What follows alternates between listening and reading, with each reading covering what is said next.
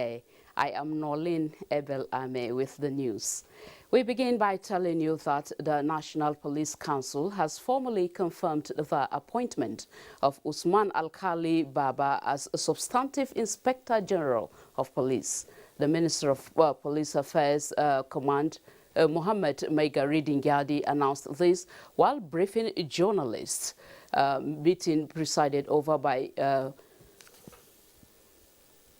During the virtual meeting of the National Police Council, which lasted more than 2 hours, members not only scrutinized the rich credentials of the appointee, but also demanded explanations on how he intends to tackle the internal security challenges bedeviling the country. The Council, because of the track records of service of the appointee, the Inspector General of Police, Usman Baba Alkali, was unanimously confirmed as the Inspector General of Police for the Federal Republic of Nigeria. Mr. President used that opportunity to congratulate him for this appointment and to call on him to ensure that the security challenges that this country is facing are brought to the barest minimum. The minister also confirmed that the new IGP will be given the necessary support and assistance by the federal government towards discharging his mandate. If you want to have a safe society, it has to be expensive. And this administration is quite aware of this and is determined to ensure that whatever is needed to secure this country is also provided. At the last Security Council meeting that we had, Mr. President has aggregated all these things and set up a committee under the chairmanship of the Vice President to look into all the issues of not only the police, but other security agencies as well, and to come up with some recommendations that are tenable, that are practicable, so that government will intervene. We are making progress towards that direction. IGP Usman Alkali Baba, who briefed the council on the security situation in the country, assured the president and indeed Nigerians that the confidence reposed in him will be justified. We, in collaboration with other security agents and the military, will try to checkmate all acts of lawlessness, criminality, and unlawful agitations in order to ensure life and properties are saved, and at the same time, Nigerian citizens go about their lawful businesses. He said already the worrisome situation in the southeast as regards the attacks on critical national assets and killings of security personnel is being checked. And with the establishment of the Police Trust Fund and community policing, the signing into law of the Police Act 2020, as well as several other intervention funds, the desired technology and intelligence-led policing, the IGP said, will be a reality in the best interest of Nigeria. I've also been able to brief council on rescue of kidnapped victims and what we are doing to secure the school children that are being kidnapped and how to go about securing those that are still going to the school. He said since coming on board, a number of arrests have been made as regards criminal elements, while several firearms and serious weaponry recovered. From the State House, Adamu Sambo, NTA News. President of the Senate, Ahmad Lawan, says the 9th National Assembly is committed to ensuring proper inclusion of women in nation building. This was his position while receiving a group advocating gender and equal opportunities bill on a courtesy visit. Mobolaji Moribirin has the report. The women group is seeking to bring back the Gender and Equal Opportunities Bill, which could not be passed by the 8th Assembly. What we now have is devoid of all the contentious issues which were a reason for the stepping down earlier in the 8th Senate. We also want to seek your support to co-sponsor the bill. We believe that the bill is one that will address the issue of discrimination that continues to undermine the rights and full potential of Nigerian women. Where the report we are getting from the public hearings from the zones is heartwarming. We are getting good news that people are in support of this total inclusion of women into leadership positions. The president of the Senate assured his support for the bill, which has been on the floor of the Senate for years. I want to assure you that we are going to work with you. This is a different assembly. You have also done some work on the bill. So let me say it's a different bill, even though the contents are not yet known to us. But I believe that it's something that you are so proud of, that you are so confident that this time around it will pass. The Gender and Equal Opportunities Bill is aimed at providing enabling environments for women to excel in the society. From the National Assembly, Mobolaji Moribiri, NTA News. The Christian Association of Nigeria, CAN, has pledged support in the ongoing public hearing on the review of the 1999 Constitution of the Federal Republic of Nigeria. The National Secretary of the Christian Association of Nigeria, CAN, Daramola Bade, gave the position while briefing the media in Abuja.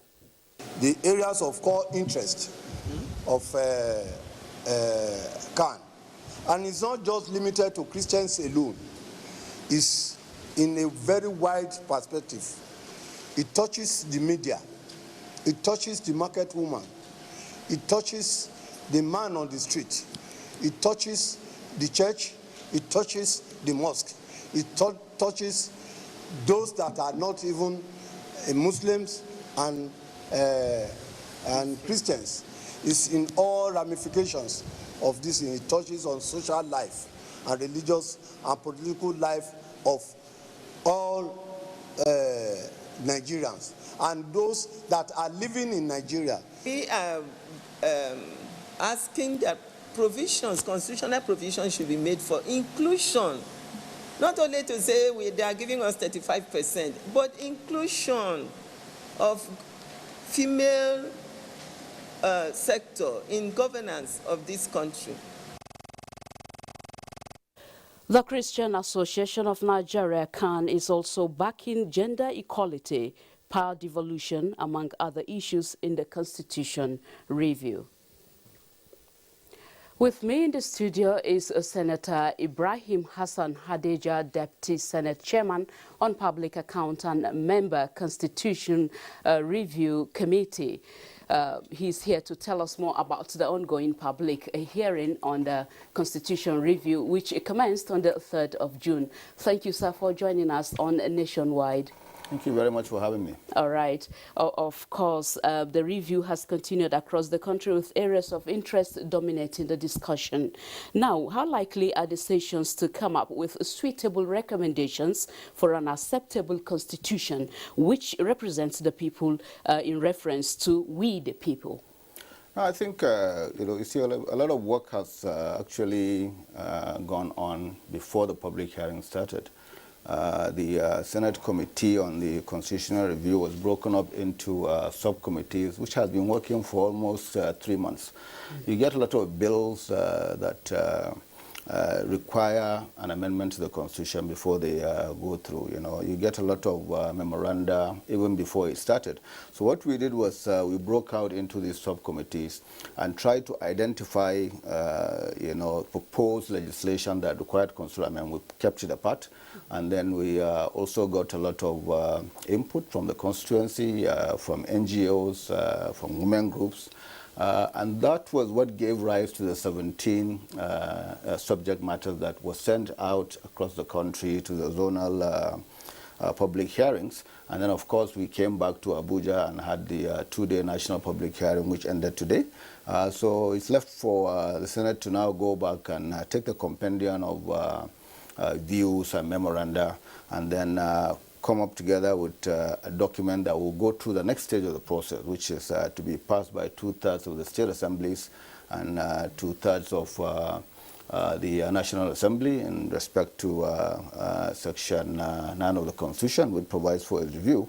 And then it goes to the President for assent. What I can say is I think this time around Nigerians will be surprised that a lot of the agitations will actually sail through. I say this because I participated in both the zonal public hearings and the national public hearing.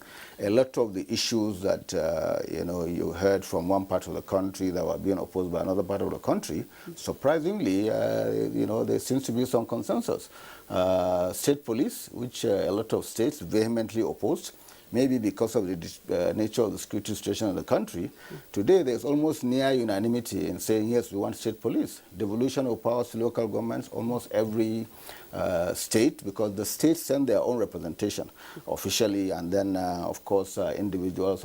So I think, what is required is a supermajority or two-thirds. Okay. I believe a lot of, even some of the issues that I think are controversial will pass through this time around. We represent the people, so I cannot oppose a situation where my constituency or my state or my zone say this is what we want. So we'll support it and we'll see it through. Okay, as the representative of the people, just like you said, what do you think are the gray areas discovered so far in the process? The gray areas discovered for me are, people coming to want to prefer alternative routes to constitutional amendment. The Constitution itself provided for the way it's supposed to be amended. And it's not impossible because it's been amended before. We've had several amendments since 1999. And this is the Constitution that's been in place over 6 administrations so far. But then you find some people coming to say, no, today there was an interesting submission that even the process we are going through is not legitimate because somebody believes the Constitution itself is illegitimate. And when you start from that, somebody who served as a minister, who was appointed a minister following constitutional considerations, somebody who is a lawyer who has probably defended a lot of politicians in court, in tribunals, quoting the same Constitution will now come and tell you that no, it's illegitimate. Okay, if it's illegitimate, we can't create, we can't amend the Constitution in a vacuum. It gave rise or it gave laid down procedures for its own amendment. So these are some of the gray areas I believe that, some extreme views that we've heard. But apart from that, generally the divergent views, pro and cons, some are for, some are against.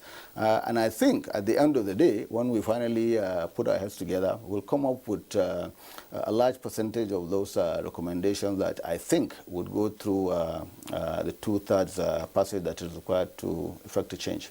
All right. Now, should an average Nigeria believe in this amendment process and when it eventually scaled through? I think so.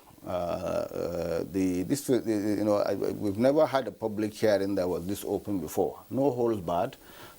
Everything was entertained, from the practical to the ridiculous. Come and, express your views. And very wide and diverse range of memoranda. Today we had via Zoom memoranda from Nigerians in the diaspora from like 15 different countries. So I haven't seen a situation where this kind of democracy in discourse has taken place in respect to the change. And I want to tell them it was open, there was nothing hidden. We didn't have any secret meetings. Whatever you say, eventually you can cross-check it when we finish our own processes and present it to the general public again before it goes to the process of going to the State Assembly and then coming back to the National Assembly. If at any point in time you believe we can't leave it open because then, of course, we'll probably be caught up in the sheer mass of recommendations. That was why we gave those 17 guidelines, which in turn were derived from the 2 or 3 months of meetings that we had. Okay. And Nigerians generally agreed to stay within those 17 subtopics. And what we got, we'll put together and we'll present it again before Nigerians. I think even the public hearing process itself should generate some kind of confidence from Nigerians expecting to see a change. All right. We hope for better change for our country, Nigeria. Thank you so much. so much for coming on Nationwide. Thank you very much for having me. Yes. I've been speaking with Senator Ibrahim Hassan Hadija. He's the Deputy Senate Chairman on Public Accounts, a member Constitutional Review Committee. Moving on, the Minister of Communications and Digital Economy, Ali Issa Pantami, says the 6 years of Buhari's administration has been rewarding with significant progress in delivering the three-main agenda of the government that formed the basics of the social contract between the government and the citizens. This was at our All Progressives Congress Professionals Forum's engagement with public office holders at the APC National Secretariat in Abuja. Salihu Abdullahi Gwanara reports.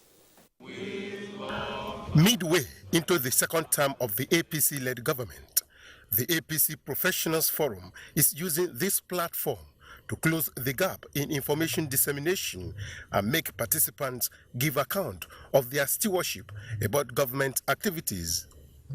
In the era of digital world, with information and communication technology dominating the global space, Nigeria is not left behind, as policies by the Ministry of Communications and Digital Economy have been significantly implemented and are impacting on the fight against corruption and insecurity, as well as boosting the economy. When we came on board, we discovered that one of the most important resources of our country was given for free without any official documentation to a private institution.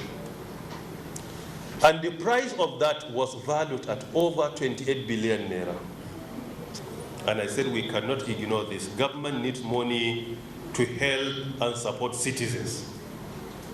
We formalize it, and we ask for justification of taking the spectrum for free. No. We mandated them through NCC that the money must be paid. As at today, the company has agreed to pay 28 billion naira. Not only has agreed, they have started the payment.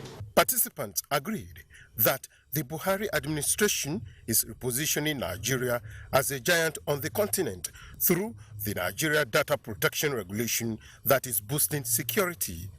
In Abuja, Salihu Abdullahi Gwanara, NTA News. It's now time to join Awal in our Lagos Network Center for Nationwide. More from that zone. Hi, Awal. Good to see you. See you too. Good to see you. The persistent gridlock at the Apapa corridor in Lagos is inducing new ideas and prevailing on terminal operators to follow the guidelines for the review of tariff and adoption of digitalization of all ports operations. Imole Ayo Tokede Ogunfowora reports that key agencies are beefing up strategies put in place to improve the ease of doing business at the port.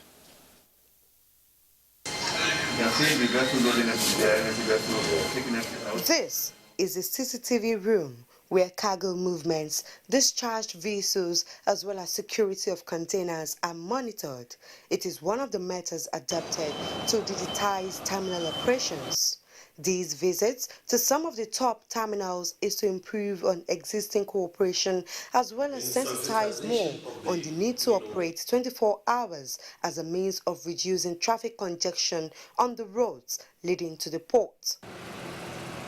We have seen terminals that were barely 24% compliant, but now they are reaching 70, 80. And that's why we are really proud to see the changes they have introduced. Things are done through automation in this terminal. On the issue of tariff, due process has been identified as the way out, playing more responsibilities on terminal operators to be just in their agreements. Concerning tariff, we have decided to hold on the increase which was supposed to take effect from 1st of June. But this is something which we deem it's necessary. We are in an environment where keeping the same tariff in naira terms for the last 10 years is not sustainable anymore. As the pace of work at the Apapa Oshodi Oworoshoki Expressway speeds up, there is hope that it will complement the target of the ease of cargo evacuation when completed. In Lagos, Imole Ayo Tokede Ogunfowora, NTA News. Moving on to human development, where the chairman of Nigerians in Diaspora Commission, Abike Dabiru Erewa, says government will leverage on technology to build capacity for future economies, which is information-driven. The NIDCOM boss gave the assurance at the commissioning of a civic center in Ikorodu to cater for training of youths in information communication technology. Michael Olale reports. This building is a symbolic description of things falling in place at the right time. Despite the resources mobilized to ensure completion more than 15 years ago, the project remained abandoned. But at a time least expected, help came in an angelic form, and within a week it was ready for commissioning. To God be the glory, alhamdulillah. The chairman, Nigerians in Diaspora Commission, facilitated the completion, and since she has been nursing the ambition of establishing a center to train young people in entrepreneurship skills, this initiative is apt. In this same Lagos Polytechnic, I've been able to give them about 500 computers, laptops, iPads. So we want, partnering with Lagos Polytechnic, for the Nigerian youth to feel free to use this place for various types of training.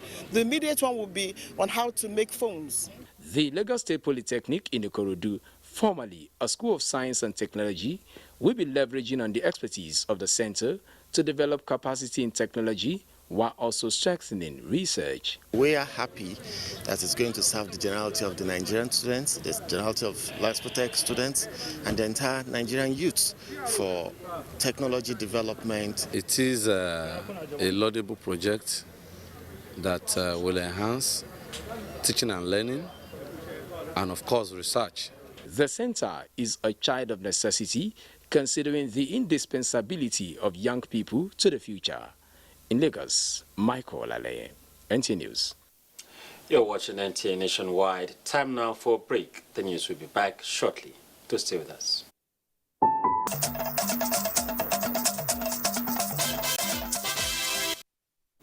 Thank you for staying with us on Nationwide, and this is Abuja. The parents of the Salihu Tanko Islamia School children abducted by bandits in Tegena keep the hope of being reunited with their wards alive as they pay routine visits to the school for updates regarding the release of their loved ones.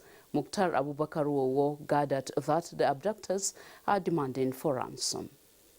Some of the parents of the abductees keep visiting the school on daily basis, hoping to hear good news regarding the release of their children. The experience was very bad. In fact, I didn't even know what to do because I was hearing the shouting of these children, screaming, calling the names of their parents, you know.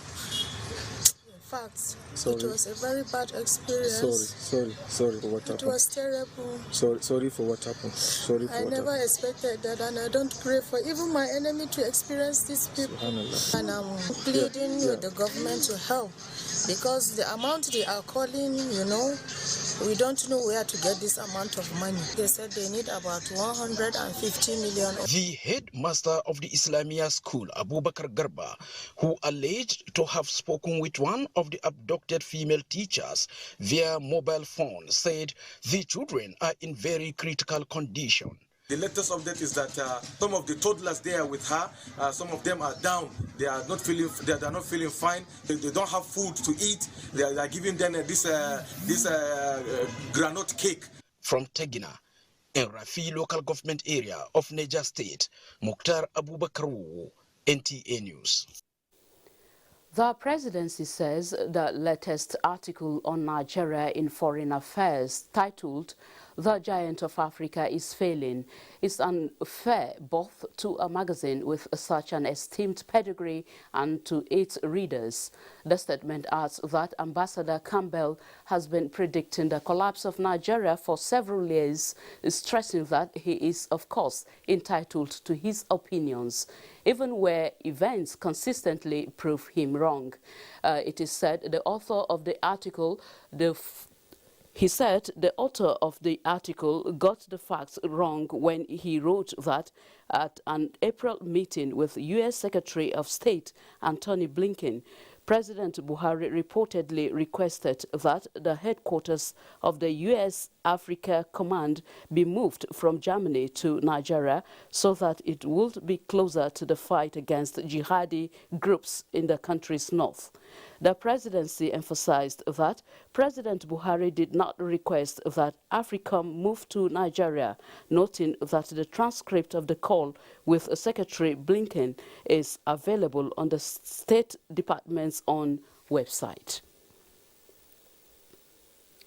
Information and Culture Minister Lai Mohammed has described as unfortunate the involvement of prominent citizens who engaged in the spreading of fake news on the death of Professor Godswill Obioma.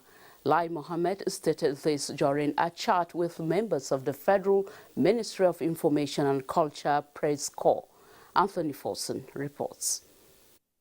Expressing regret in the manner with which the death of the NECO registrar, Professor Godswill Obioma, was reported in the social media. The tweet of Professor Chidi Odekalu, and without mincing words, I think it's the highest level of irresponsibility on the part of a man that, with such a pedigree, a former chairman of the National Human Rights Commission, to engage in such egregious fake news. The minister said the fake tweet by the former NHRC chairman has the capacity to cause a breach of public peace. You can imagine what would have happened, for instance, if there were reprisal attacks based on that, fake news from Professor Chidi Odekalu. And he's not alone in this. Now, I think it's about time we wake up in Nigeria and take, this issue of fake news more seriously than we are taking it. It is in realization of such situation, the minister pointed out informed the need to launch a sensitization campaign on the dangers of fake news and hate speech in 2017. In Abuja, Anthony Forson, NTA News. Nigeria must have been one of the countries that have done well in managing the COVID-19 pandemic so far. This is the view of the Senate Committee on Special Duties at a meeting with the Presidential Steering Committee on COVID-19, which attributes the success to presidential commitment. National Assembly correspondent Abdullahi Aminu reports. It was an overview on activities of the Presidential Steering Committee on COVID-19, headed by the Secretary to the Government of the Federation, Boss Mustapha. Details of relationship with other agencies and ministries, funding and expenditure were received by the committee. Under my watch, I ensured that there was prudence in the management of resources. Before we even started, I requested for ICPC, EFCC, the Office of the Accountant General, and civil society organizations to be embedded in all the MDAs where these transactions and procurements would take place. We have the advantage of being able to watch what is happening in other countries and learn our lessons quickly and be able to adjust and take our own remedial measures before we see any affliction of that nature. At the peak of this pandemic, the Federal Radio Corporation and the NTA devoted a lot of their programs and airtime to the advocacy. So it is correct to say that they were rendering social services because they were not paid for it. But other channels, we had to pay them. The way and manner in which Nigerians are neglecting COVID-19 protocols formed a part of the observations made by the senators. I must also congratulate you for doing a yeoman's job, an excellent job that you have done. The need for a broadcasting code by the National Broadcasting Commission to compel media stations to provide prime time for public sensitization on COVID-19 was also received by the committee. From the National Assembly, Abdullahi Aminu, NTA News. And still on health, to improve healthcare standard and services across the country, the Nursing and Midwifery Council of Nigeria has inaugurated another South-South zonal office in Calabar. Paul Abel completes the report. The health sector is crucial to the success of any economy of a country because a healthy workforce will bring along with it a productive nation. From a courtesy visit to the flag-off ceremony of the zonal office of the Nursing and Midwifery Council of Nigeria complex for Akwa Ibom and Cross River states, the complex is expected to assist in creating accessibility, monitoring, and supervision of activities of nurses and midwives. We felt that because of the increasing number of nurses and midwives, increasing number of training institutions, and also the need to ensure effective implementation of universal health coverage, and that's why we decided to establish additional zone that will effectively supervise Cross River and Akwa Ibom. So really getting a zonal office for the Nursing and Midwifery Council in Nigeria would only bring the nursing services down to Cross River State, make it more accessible, and then of course strengthen all our schools and colleges of nursing within the state. This zonal structure is one of the 7 new offices established to complement the already existing ones, making it 16 of such offices across the country. In Calabar, Paul Abel, NTA News. Governor Wike inaugurates quarters for judges of National Industrial Court in Rivers State. For details of this and more, let's join Jenny in our Port Harcourt Network Center. It's good to see you, Jenny. Nice to see you too, Nadine. Good evening and welcome. The Chief Justice of Nigeria, Ibrahim Tanko Mohammed, has described Governor Nyesom Wike as a shining example of political leaders who have the interest and welfare of the Nigerian judiciary at heart, both in words and action. Justice Ibrahim Tanko Mohammed, represented by Justice Mary Odili, was speaking during the inauguration of the National Industrial Court Judges' Quarters constructed by the Rivers State government. Ogedinye Kwere reports. The inauguration of the state-of-the-art residential quarters for judges of the National Industrial Court in Rivers State is one of the many interventions by the Rivers State government for the federal judicial institutions to enhance the administration of justice in the state. Chief Justice of Nigeria, Ibrahim Tanko Mohammed, represented by Justice Mary Odili, and the President, National Industrial Court of Nigeria, Justice Benedict Kanyem, noted that Governor Wike has remained a strong voice in the clamor for judicial independence and financial autonomy. I would love to see this mind-blowing gesture, which I refer to as the emblem of humanitarianism, replicated all over the nooks and crannies of the country. You have made history by making your state the first to build both the court complex and residential accommodation for judges of the NICM. We have built about 50 flats for Navy. We have built about 50 flats for the Army and Air Force. So it's not peculiar, even in the SSS. We've done that. So it's not peculiar because you are judiciary. No. Even the security agencies have done that in order to enhance, for us to have good security. And this to support you for administration of justice. They noted that the governor has done well for the judiciary as a choice of projects are targeted for the good of the people. In Port Harcourt, Ogedinye Kwere, NTA News. And Akwa Ibom State Governor Dom Emmanuel says the World Bank assisted erosion control project along IBB Way Uyo will be inaugurated in December 2021. The governor said this when he visited the project site to assess the speed and quality of work done. Susan Asuko reports. The perennial flood problem along IBB Way Uyo will soon be a thing of the past as efforts put in place by the state government is already yielding positive results. The erosion control project, initiated by the state government, is in partnership with Nigeria Erosion and Watershed Management Project NewMap, a World Bank-assisted project aimed at addressing erosion crisis.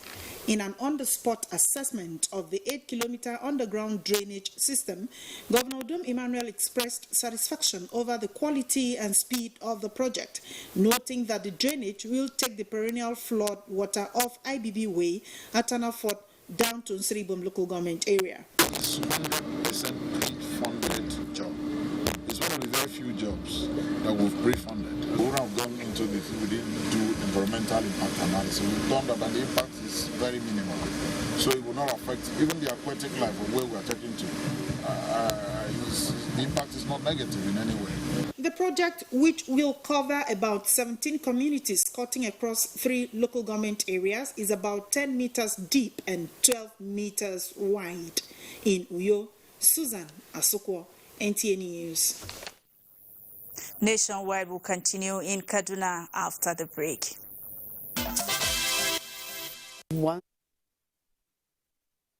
To Kaduna. Nigeria Air Force has expressed concern over the upsurge of insecurity in the country and pledged synergy with sister security agencies in dealing with emerging threats as the only way to justify the confidence reposed on the nation's security personnel. Chief of the Air Staff, Air Marshal Isaka Alao, said this while speaking at the graduation of the Nigerian Air Force recruits in Kaduna. Muhammad Umar Ajingi reports.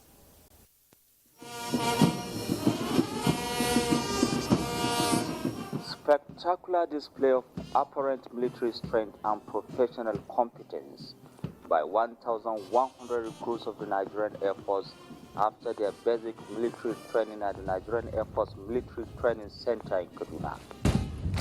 You are graduating at a time when the need to preserve the integrity of the country is at an all-time high.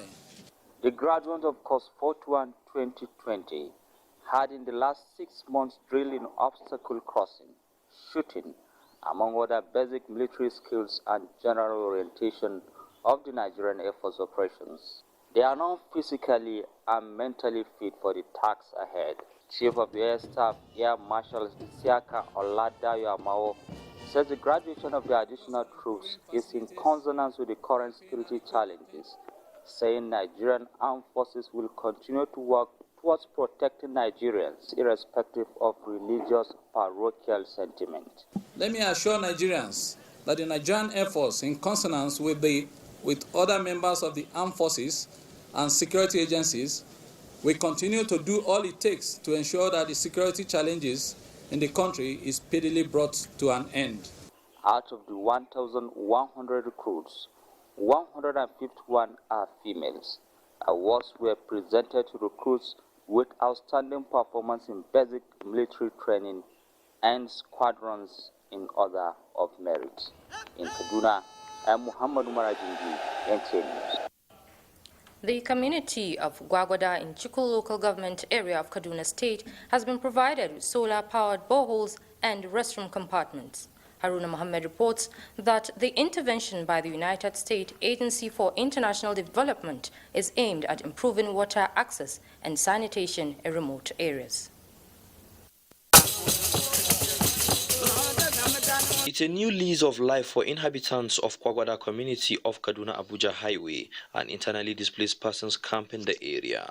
These are some of the internally displaced persons from adjoining communities of Kwagwada whom have now settled on the piece of land donated to them by the village head. Following years of lack of social amenities, the United States Agency for International Development has intervened with the provision of potable water and sanitation to promote well-being of the community members. We are very, very happy. If there is something more than happy, we feel it. And actually, we feel glad, we are happy because of what you said have did to this our community, because that was our major problem, water. This project He helped us with our children, with our grandfathers and the mothers. He helped us because without water, we cannot survive. 3 solar-powered boreholes and 12 compartment restrooms are at the service of the people. They receive training in water and sanitation hygiene to ensure proper utilization. The SAID-OTI program is a peace and stability program, restoring peace, building social cohesion, and then building the resilience of communities towards conflict. The project was brought about because of the overstretched water facility they have here in Gwagwada. Before the intervention by US aid, this river was the major source of survival the community rely on for water. And when it dries up, the community people will have to dig deep the sandy parts to get water. From Gwagwada, Chukun local government area of Kaduna State, I'm Haruna Mohammed, NTA News. And that's it from here. It's back to Nolin in Abuja. Thank you very much. Nigeria is seeking partnership with global law enforcement agencies to help facilitate the return of looted funds to the country, which amount to billions of dollars annually. The executive chairman of the Economic and Financial Crimes Commission, EFCC, Abdurrashid Bawa, stated this at the United Nations General Assembly on Corruption in New York, United States. The chairman says measures must be put in place to mitigate the continuous flow of looted funds from developing nations to the advanced countries. To achieve this, the chairman says state parties must ensure the implementation of an effective anti-money laundering policies by international financial centers. Engaging with international law enforcement agencies across the world, and some of the collaboration has led to the recovery and repatriation of stolen funds, including the recent return of £4.2 million by the UK government that was stolen from Nigeria by a former governor. The Ministry of Transportation is working to put a cycling policy in place to encourage more Nigerians, especially the elites, to embrace bicycle as a means of transportation. Director, Road Transport and Mass Transit Administration, Federal Minister of Transportation, Mary Udu Ejembi, made this known when the Federal Road Safety Corps paid a courtesy visit to the ministry as part of activities to commemorate the United Nations World Bicycle Day. Oyeyemi Ajayi has details. That today, very few Nigerians consider bicycle as a means of transportation. For them, it should be just for pleasure and maybe exercise. However, the United Nations World Bicycle Day is an annual event to drive home the importance of bicycle.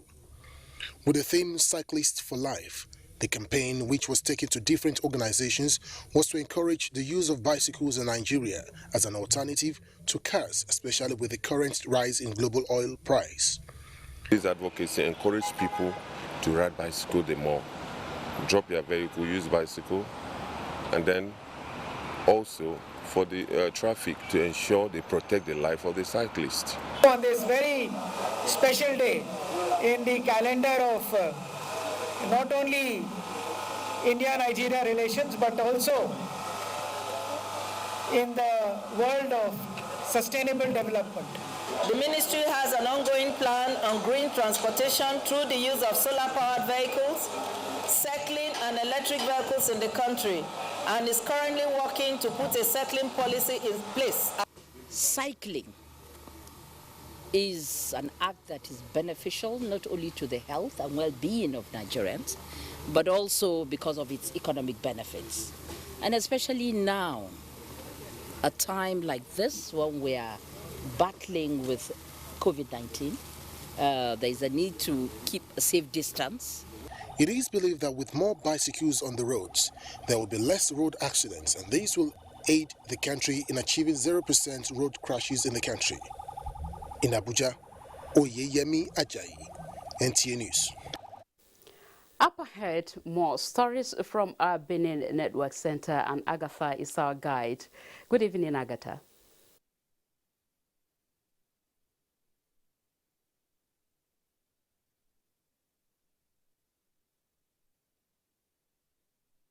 Nolin, thank you for joining us in Benin. The Deputy Inspector General of Police in charge of Operation Restore Peace in the South Zone, Moses Jitobo, has inaugurated the Edo State chapter of the outfit, calling on stakeholders to assist the police in crime prevention in the state and the zone. Goodluck Inaini has details. In attendance were stakeholders made up of the traditional institutions, religious bodies, civil society organizations, and officials of the Market Women Associations. Jitobo described the inauguration of the outfit as appropriate, considering increasing activities of agents of destabilization and promoters of tension. He revealed that they are currently holding secret meetings in some parts of the state and urged residents to report any suspicious activities in their areas to the police. We have so much in government that will make us stronger. That is why we are come to preach the word of peace. I'm not going to preach it, but to actualize it. That there must be peace in the country, there must be peace in this region. Although these stakeholders commended the police for improved security situation in Edo, the issue of proper funding of the police, profiling of the vigilantes were brought up for discussion. They want to seriously call on the federal government to equip the police. Proper profiling of these members of the vigilante. But don't forget, it's a new development and we are fine-tuning it. The DIG also met with officers and men of the command behind closed doors. In Benin, Goodluck Inaini, NTA News. Also met with officers and men of the command behind closed doors. In Benin.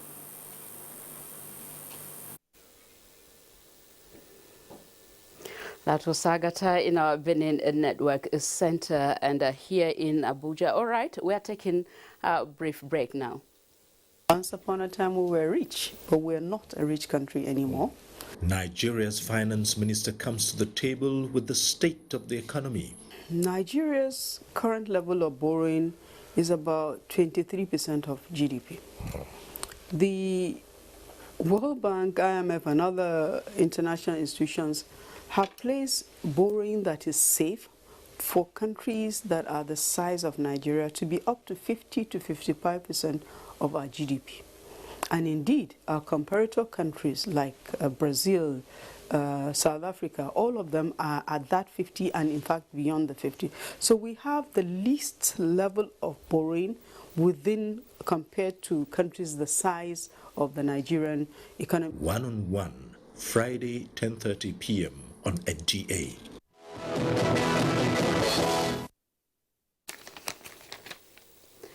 And that concludes Nationwide on the network service of the NTA. Thank you for being part of this bulletin.